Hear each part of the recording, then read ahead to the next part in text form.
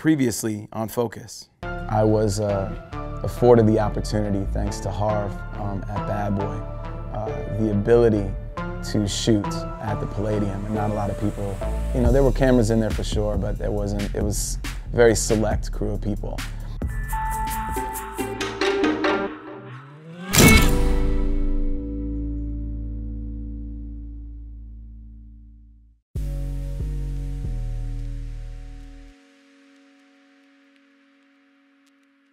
Moses' ability to transform and become different versions of himself, all authentic, you know, is pretty much unparalleled.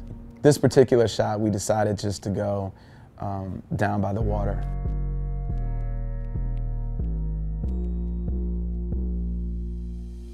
There was a moment that I was shooting Polaroids, and I had an idea that sort of like came across, and it was basically like he pointed to where the towers used to be.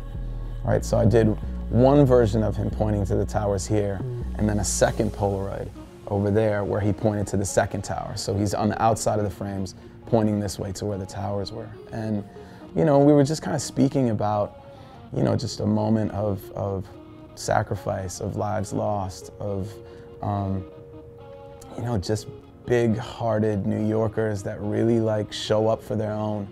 And I think that when you look at it, it's just a moment of heart. It's a moment of representing New York. It's a moment of understanding that anytime we lose one of our own, like, we are less strong as a unit. I was commissioned to do a shoot for Hip Hop: A Cultural Odyssey, which is this massive, oversized book. And it was all to be shot on a 20 by 24 Polaroid camera, of which there are 3 in the world. There's one in Berlin, one in San Fran, one in New York. So this was a New York session, and really it was a very different way of shooting in that I only got about 7 or 8 individual single frames in any given day because, you know, the Polaroid camera was a ton to rent. You know, the Polaroid was very precious. It was like $300 a sheet, and it was a moment that, like, it would come out and you'd slice it, and then you'd have to wait a minute and a half and then peel it, and that was your final product. And Missy, I think, is somebody that, like, she is about kind of movement and energy and kind of that dynamic. So it was very interesting because we had to make her sort of more still. This is sort of about the duality of nature, right?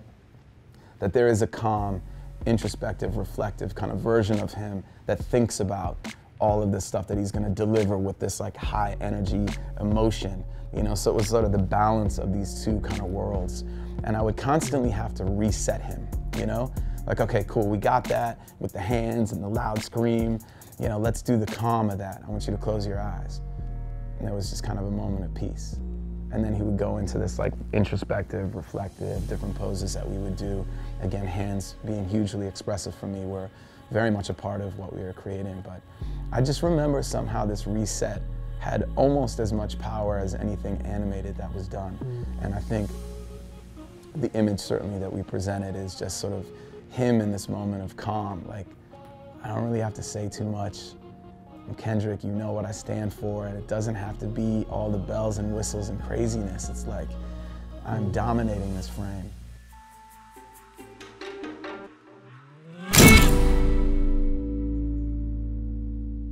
Next time on Focus. I started working with The Source, and there was an opportunity to go to Atlanta. And I'd been to Atlanta one time, but just like kind of driving through, I was like, ah, cool place, good vibe. But little did I know my life would change going to Atlanta to shoot the mighty, mighty Outkast.